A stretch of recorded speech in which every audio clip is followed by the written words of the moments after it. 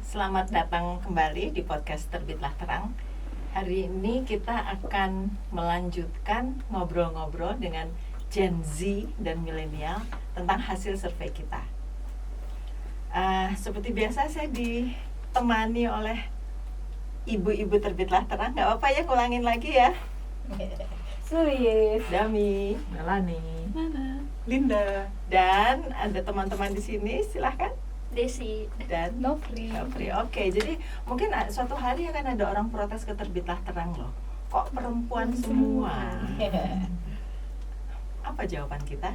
Lain kali kita cari yang cowok. Oke, kita lanjutin ya Desi sama Nofri. Kemarin di episode ke-8 kita udah ngobrol tentang krisis nilai ya. Nah, di salah satu survei itu kan juga ada pertanyaan ini tentang isu lingkungan ya. Nah, kalau dilihat dari hasil survei, Mbak Nana, mungkin saya mulai Mbak Nana dulu. Jadi survei kita mengatakan apa tentang krisis lingkungan ini? Berapa orang menjawab bagaimana? Baik, terima kasih Mbak Dami. Dari 779 responden, ada sekitar 200-an orang yang memilih krisis kerusakan lingkungan sebagai krisis yang mendesak. Tapi mungkin kita juga perlu memperhatikan ada krisis-krisis lain juga yang mungkin masuk ke dalam sektor lingkungan, yaitu krisis iklim, krisis air, dan krisis pangan. Artinya bisa dihubungkan dengan sangat erat, mungkin itu. Oke, makasih Mbak Nana. Jadi isunya 4, krisis lingkungan, ada kita bicara lingkungan, iklim, air maupun pangan. Ya. Dari semua ini ya, kalau saya mau tanya pendapat Desi dulu nih.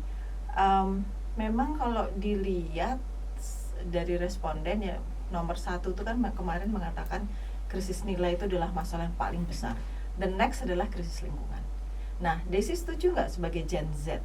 Apakah memang Indonesia saat ini mengalami krisis lingkungan? What do you think?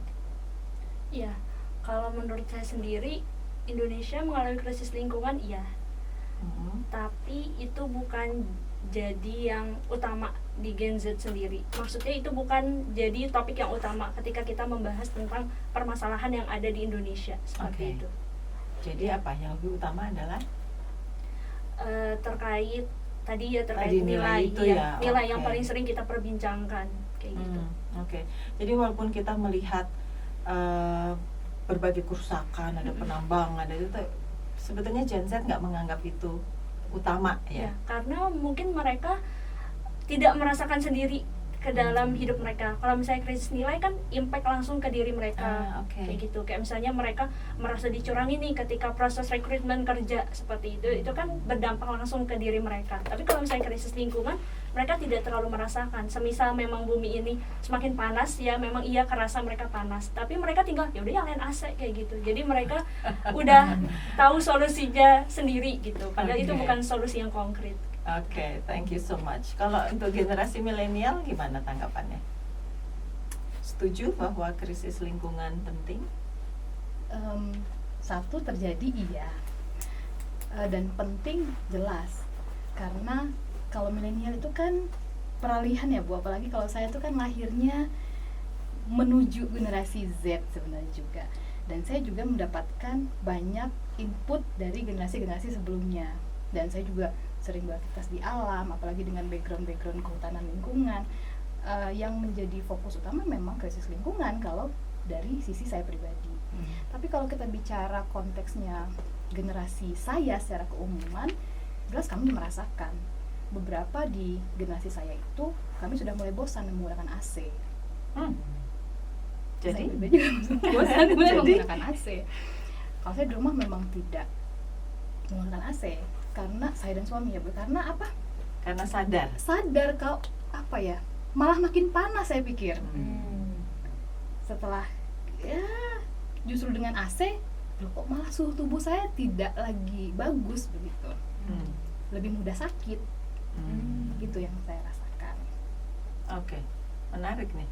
Ada sesuatu yang beda. Tadi bilang tinggal nyalain AC ya, ini malah juga malah pelan-pelan meninggalkan itu. Dan juga kan sekarang ada banyak kegiatan-kegiatan outdoor yang mulai muncul ya Bu ya. Mm-mm. Terus juga kafe-kafe kan booming banget menggalakkan back to Outdoor, nature, outdoor iya. gitu-gitu kan, itu udah bukti banget bahwa itu mungkin generasi saya nih yang mikirkan ini. Oh, keren.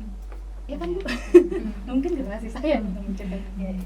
Kemudian ini kan juga ada krisis pangan ya. Nah ternyata tampaknya nggak begitu. Ya adalah yang mengatakan bahwa krisis pangan itu juga terjadi. Ini sekitar 200 lebih dari total 779 responden. Gimana nih Desi? Krisis pangan memang untuk Generation Z di kalangan, kan bisa dikatakan ini kalangan menengah ya yang menjawab survei ini. Setuju bahwa krisis pangan itu nggak begitu penting? Iya, setuju. Krisis pangan tidak terlalu penting karena memang kita merasa bahwa kita masih bisa makan gitu. Kita masih bisa makan, kita masih bisa dengan mudahnya menemukan makanan dan sebagainya. Jadi kita belum merasa bahwa krisis pangan itu yang utama seperti itu. Nah, kemarin itu kan sempat rame ya di koran-koran bahwa harga beras naik, Oh iya. stok beras kita berkurang, panen gagal gitu. Ini kita akan menghadapi krisis pangan. Itu anak-anak Gen Z menghadapi seperti itu bagaimana? Iya. Nggak peduli apa percaya bahwa ya kita akan krisis pangan atau? Iya, kalau saya cuma dari mama saya bilang ini nih harga naik gitu. Jadi saya cuma penampung aja kayak iya, terus mau gimana? Bingung kan? Jadi kayak kita Gen Z kayak ya udah, terus mau gimana lagi gitu lah. Jadi kayak kita nggak punya solusi. Jadi kayak ya udah menampung aja. Kalau orang tuanya bilang ini nih mau kamu makan yang benar, dihabisin bla bla bla bla bla kayak gitu aja palingan dulu. Oke. Ya langsung aja. Ya, ada nggak ya generasi Anda berdua itu yang mencari tahu sebenarnya ada apa dengan harga beras naik sampai informasinya lebih jauh lagi? Oh, ternyata beras ini didapat dari mana, dengan cara apa? Barangkali juga bukan hanya beras, gula, terigu gitu. Ada nggak? Saya pengen tahu aja. Ya, kalau dari saya sendiri karena memang backgroundnya pertanian ya Bu ya, jadi cukup mencari tahu seperti itu. Tapi untuk teman-teman saya yang lain, saya kurang tahu seperti apa. Ya mungkin karena mereka bukan backgroundnya pertanian dan memang tidak punya concern ke sana, ya mereka kayak ya udah terima-terima aja seperti itu. Yang penting mereka itu adalah harga ketika mereka beli makanan tuh tetap seperti itu. Jadi misal mereka pesan nasi padang 12.000 ya tetap harus 12.000 gimana pun caranya seperti itu. Jadinya lebih dikit kan? Iya, tapi yang penting bagi mereka tetap 12.000 seperti itu. Walaupun Iya, volumenya jadi sedikit, lebih sedikit. Kalau saya bicara soal krisis pangan, saya pikir iya. Saya belajar dari diri saya sendiri. Kok ketika saya mencari bahan makanan lain di pasar, kenapa nggak ada? Kenapa ayam terus? Kenapa hanya ada ikan gurame, ikan nila, ikan lele, ikan itu? Saya mau cari ikan seperti waktu saya di kampung dulu, kok udah nggak ada. Ketika saya pulang Lebaran, saya kaget. Bu mertua saya bilang, kamu beli ikan apa? Ikan ini namanya ikan apa ya? Ini ikan lemak, ini sisingnya jangan dibuang. Contoh kecil seperti itu. Berarti kan memang sudah tidak ada lagi, sudah tidak banyak lagi bahan pangan yang tersedia. Terus juga ketika saya berusaha untuk kita berasnya gini-gini aja sih, pasti ada dong merek IR64, Pandanwangi, Rojola dan sebagainya. Kok saya begitu sulit menemukan itu di pasar gitu. Belum lagi ketika mau makan ayam lagi. Emangnya tidak ada pilihan lain selain ayam gitu. Saya pikir itu jadi krisis pangan. Jadi keberagaman pangannya kurang, pangan lokal nggak ada misalnya ya. Udah krisis nih kita. Oke. Mungkin ada mau ditanyakan, Bunda? Lalu kira-kira tadi sudah ya dari generasi milenial bagus sekali solusinya back to nature, nggak pakai AC gitu ya, atau kita mau menanam sendiri di kebun atau apa, kira-kira ada imajinasi nggak supaya bisa keluar dari krisis itu? Ya kalau Gen Z pokoknya bisa makan gitu ya, tapi mungkin ada satu titik terus nggak cukup nih duitnya gitu ya, terus ada ini imajinasi macam apa kira-kira yang terpikirkan atau belum? Atau belum? Kayaknya belum Belum ada ya, karena belum dihadapkan pada harus mencari Harus makanan mencari itu ya, solusi. masih mengandung, masih tergantung orang tua ya. Terserah mama. Iya benar. Jadi kalau ditanya mama juga mau makan apa hari ini, yang ada aja terserah mama gitu. Iya, iya. generasi milenial tentang solusi. Kalau milenial udah punya solusi. Udah lah. punya Menanam solusi. di Iya, nanam Bu. nanam sendiri. Nanam. Tapi sejauh mana generasi milenial memang suka nanam-nanam? Udah banyak belum? Kalau di perkotaan kita kan sudah melihat ada urban agriculture Farming, ya. Iya. Udah mulai. Nah, itu sejauh mana memang di-embrace? Tidak banyak memang Bu. Hasil riset terakhir saya untuk tumbuhan-tumbuhan yang ada di perkotaan itu, orang cenderung malah banyak menanam tumbuhan hias. Kalau pangan, kenapa kita ada supermarket, kita ada pasar, tidak perlu menanam. Kalau usah jauh-jauh, kadang-kadang saya juga mut-mutan kalau mau nanam. Udah berhasil seneng, yeay gitu, dapat makan sayur udah yang fresh gitu kan. Tapi kita menanam lagi, ngerawatnya, dengan apalagi disibukkan dengan dunia yang sekarang, itu rasanya seperti tidak ada waktu untuk melaksanakan solusi yang kita pikirkan sendiri. Jadi berat ya kalau kita mau mengatakan apa ya food sufficiency, kita mau mencukupi kebutuhan kita sendiri sehingga kita tidak perlu tergantung pada luar. Pada kenyataannya itu lebih mudah diomongkan ya, tapi untuk doing it harus nanam, belum pupuknya, belum kalau ada hamanya.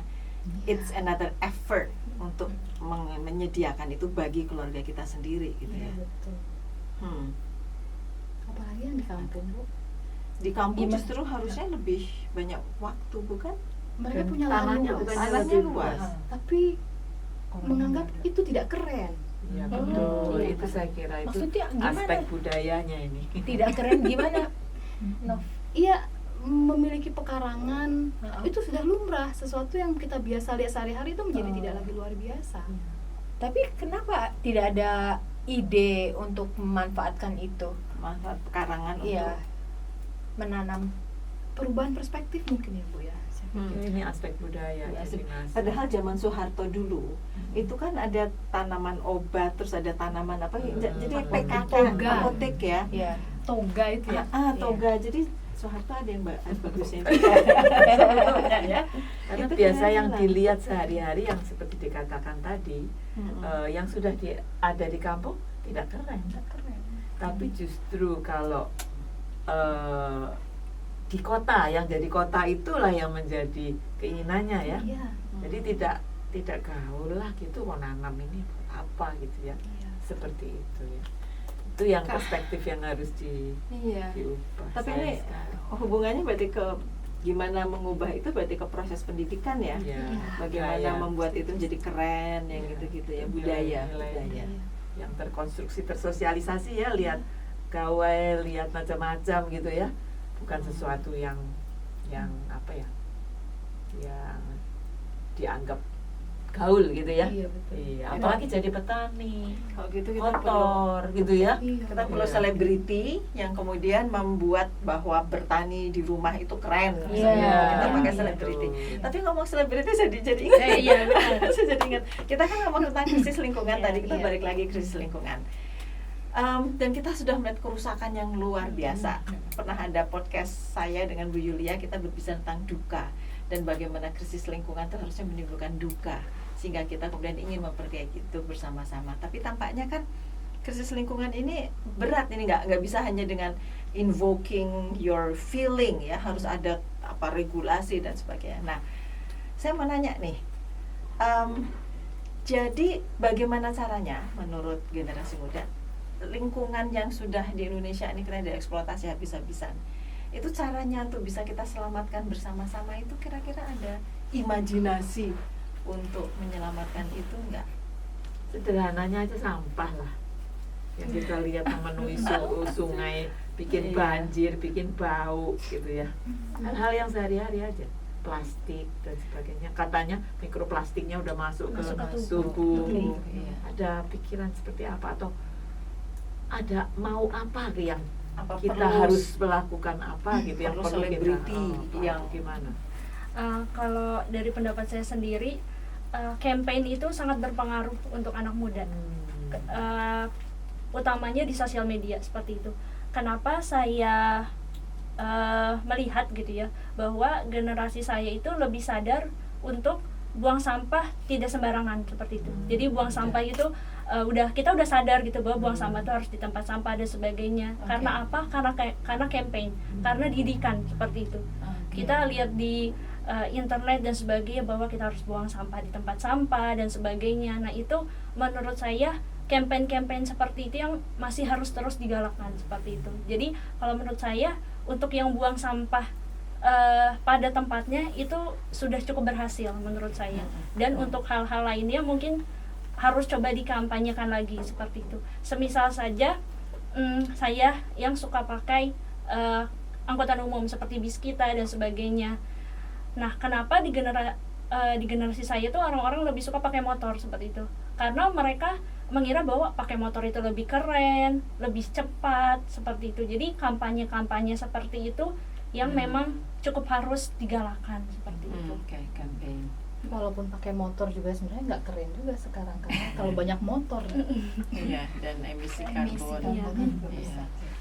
Tapi saya setuju, sepakat saya soal campaign. Lagi balik-balik ke perspektif tadi. Semua yang terjadi itu, yang solusi yang kita butuhkan itu adalah perbaikan holistik terhadap sistem pendidikan kita. Bukan berarti solusi mekanistik untuk penanaman, penghijauan, atau membuat bumi lebih baik dengan tangan-tangan kita secara langsung terlihat oleh mata, itu bukan tidak penting. Tetapi jauh yang lebih utama adalah bagaimana menginternalisasi ini menjadi suatu kebiasaan.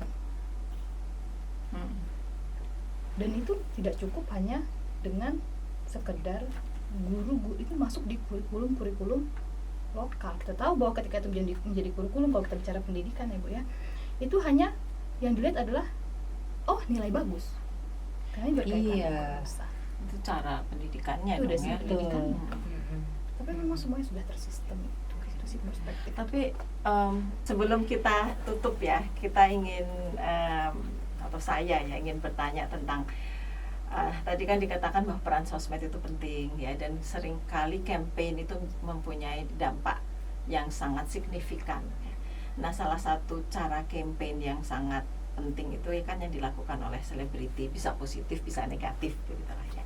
Nah, baru-baru ini kita melihatlah di media itu ramai banget ya, bagaimana seorang selebriti berusaha untuk membuka sebuah hotel di sebuah kawasan Kars gitu ya.